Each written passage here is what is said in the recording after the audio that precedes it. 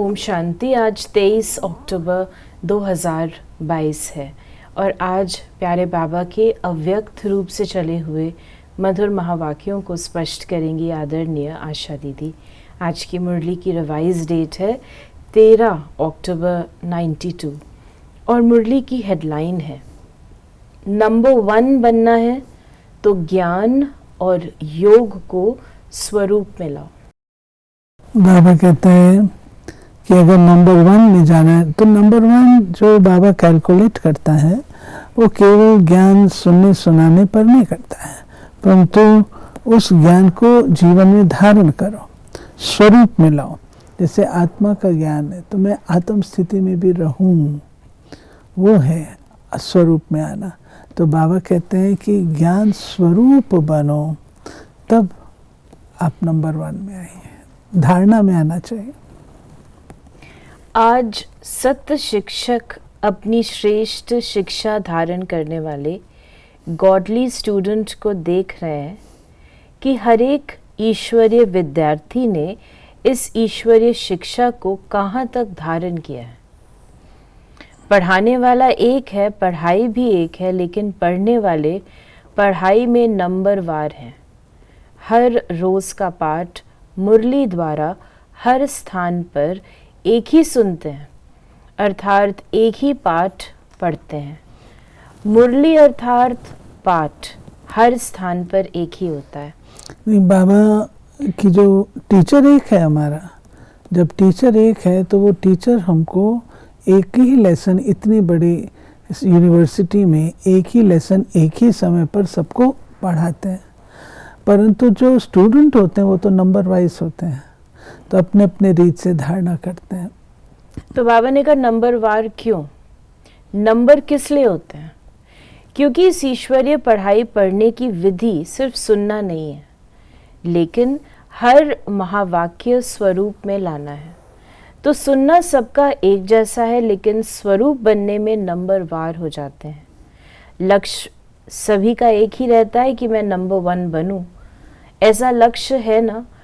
लक्ष्य नंबर 1 का है, लेकिन रिजल्ट में नंबर वार हो जाते हैं, क्योंकि लक्ष्य को लक्षण में लाना, इसमें लक्ष्य और लक्षण में फर्क पड़ जाता है। फिर बाबा ने कहा इस पढ़ाई में लक्ष्य और लक्षण यानी एम तो हर एक कोई रखता है कि मैं ऐसा बनूं। मेरे को लगता है शायद सब लोग एम भी पूरा नहीं रखते होंगे, क्योंकि अगर एम पूरी रखें तो लक्षण जरूर वैसे उस स्वरूप के बन जाए, एम ही नहीं रखते। इस पढ़ाई में सब्जेक्ट भी ज़्यादा नहीं है, 4 सब्जेक्ट को धारण करना है। इसमें मुश्किल क्या है? और चारों ही सब्जेक्ट का 1-2 के साथ संबंध है।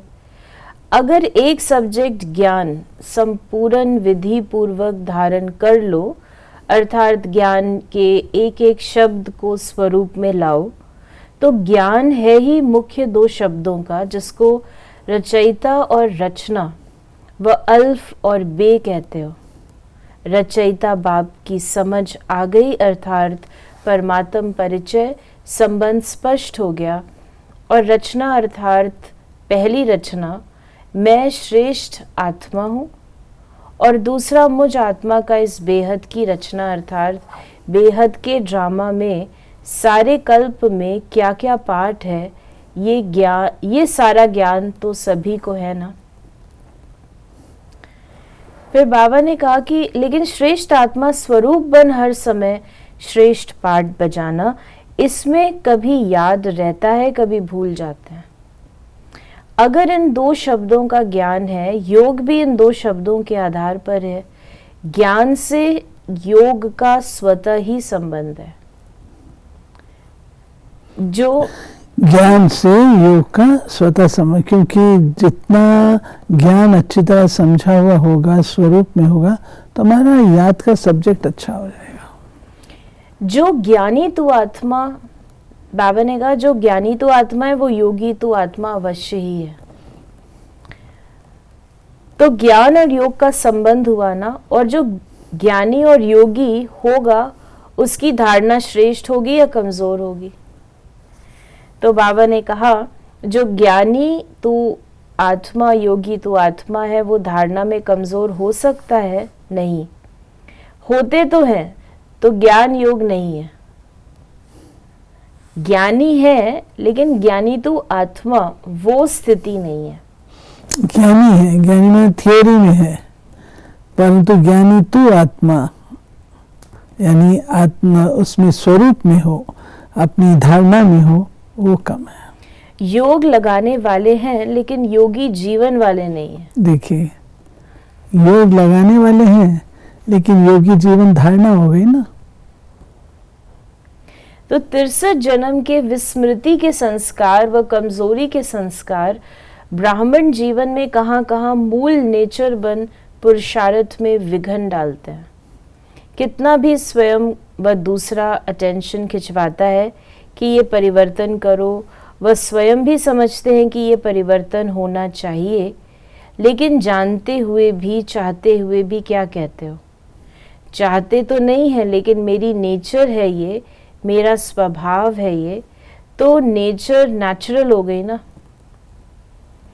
किसके बोल में व व्यवहार में ज्ञान संपन्न व्यवहार व योगी जीवन प्रमाण व्यवहार वो बोल नहीं होता, तो वो क्या कहते हैं? यही बोल बोलेंगे कि मेरा नेचुरल बोल ही ऐसा है, बोलने का टोन ही ऐसा है।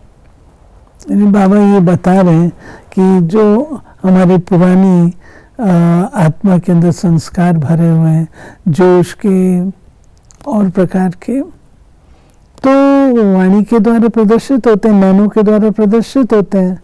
तो फिर बच्चे क्या कहते हैं? बाबा ये मेरा नेचुरल है, ये मेरी बचपन से है, मेरा शुरू से ही ऐसे है। लेकिन बाबा कहता है ये तो नहीं, नेचुरल नेचर तो तुम्हारी कुछ और है। बाबा ने कहा, कहेंगे मेरी चाल चलनी ऑफिशियल व गंभीर है, नाम अच्छे बोलते हैं, जोश नहीं, लेकिन ऑफिशियल है। तो चाहते भी हैं, समझते भी हैं कि नेचर नेचुरल वर्क करती रहती है, उस पर मेहनत नहीं करनी पड़ती है। ऐसे जो ज्ञानी जीवन व योगी जीवन में रहते हैं, तो ज्ञान और योग संपन्न हर कर्म नेचुरल होते हैं, अर्थात ज्ञान और योग यही उनकी नेचर बन जाती है। और नेचर बनने के कारण श्रेष्ठ कर्म, युक्ति युक्त कर्म नेचुरल होते रहते हैं। तो समझा, नेचर नेचुरल बना देती है, तो ज्ञान और योग मूल नेचर बन जाते हैं। इसको कहा जाता है ज्ञानी जीवन, योगी जीवन वाला। फिर बाबा ने कहा, ज्ञानी सभी हो, योगी सभी हो, लेकिन अंतर क्या है? एक है ज्ञान सुनने सुनाने वाले, यथाशक्ति जीवन में लाने वाले। दूसरे हैं ज्ञान और योग को हर समय अपने जीवन की नेचर बनाने वाले। एक है ज्ञानी सुनने सुनाने वाले, और एक है ज्ञान को अपनी नेचर बनाना। कितनी अच्छी बात है, ज्ञान को अपनी नेचर बना ले। विद्यार्थी सभी हो, लेकिन ये अंतर होने के कारण नंबरवार बन जाते हैं। जिसकी नेचर ही ज्ञानी योगी की होगी, उसकी धारणा भी नेचुरल होगी।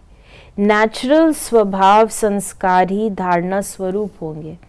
बार बार पुरुषार्थ नहीं करना पड़ेगा कि इस गुण को धारण करूं, उस गुण को धारण करूं, लेकिन पहले फाउंडेशन के समय ही ज्ञान, योग और धारणा को अपनी जीवन बना दी।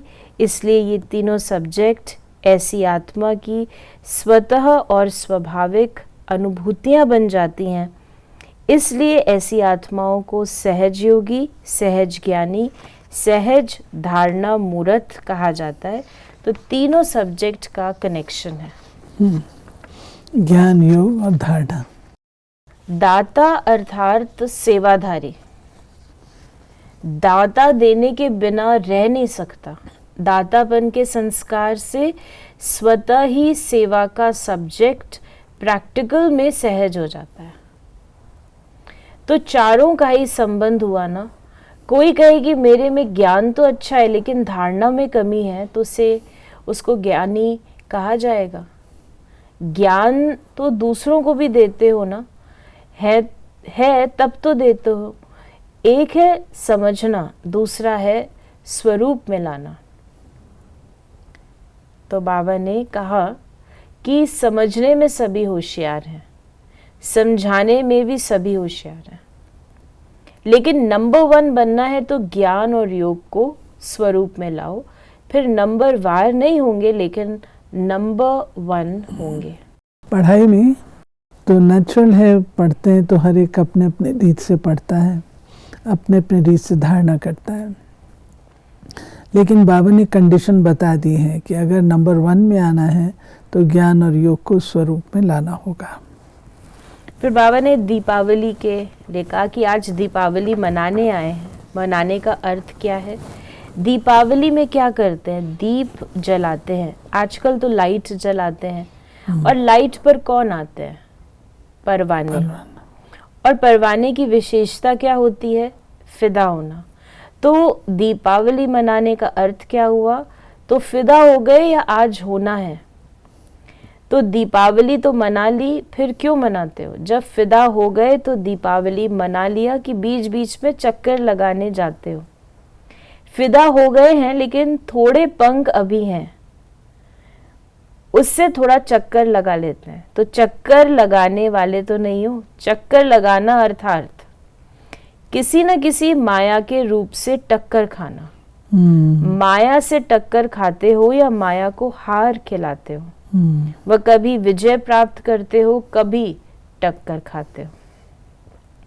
तो इस प्रकार बाबा ने आज हम बच्चों को कहा, बधाई भी दी कि दीपावली मुबारक, अर्थात माला माल संपन्न बनने की मुबारक।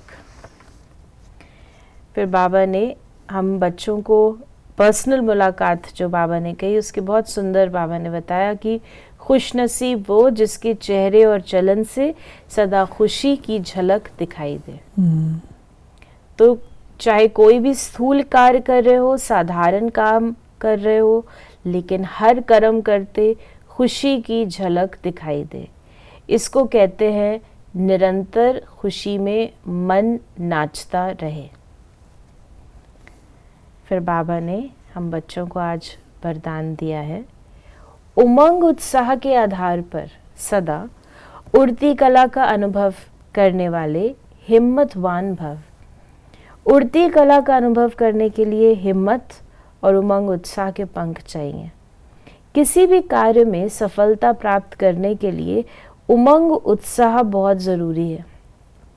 अगर उमंग उत्साह नहीं तो कार्य सफल नहीं हो सकता, क्योंकि उमंग उत्साह नहीं तो थकावट होगी और थका हुआ कभी सफल नहीं होगा। इसलिए हिम्मतवान बन उमंग और उत्साह के आधार पर उड़ते रहो तो मंजिल पर पहुंच जाएंगे। और स्लोगन है, दुआएं दो और दुआएं लो, यही श्रेष्ठ पुरुषार्थ है। देखिए, उमंग और उत्साह ये एक बहुत ही ज़रूरी चीज़ है।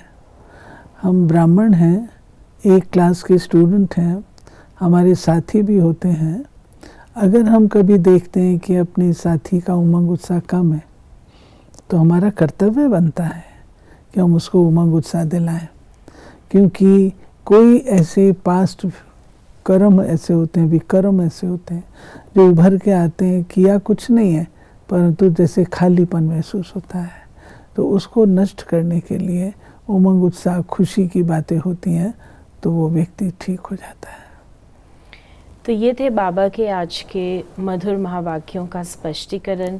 यदि आपके मन में कोई भी सवाल है तो आप मैसेज करें या व्हाट्सएप करें 8826599309 पर, और हम आपके प्रश्नों का उत्तर प्रश्नोत्तरी कार्यक्रम में लेने का प्रयास अवश्य करेंगे।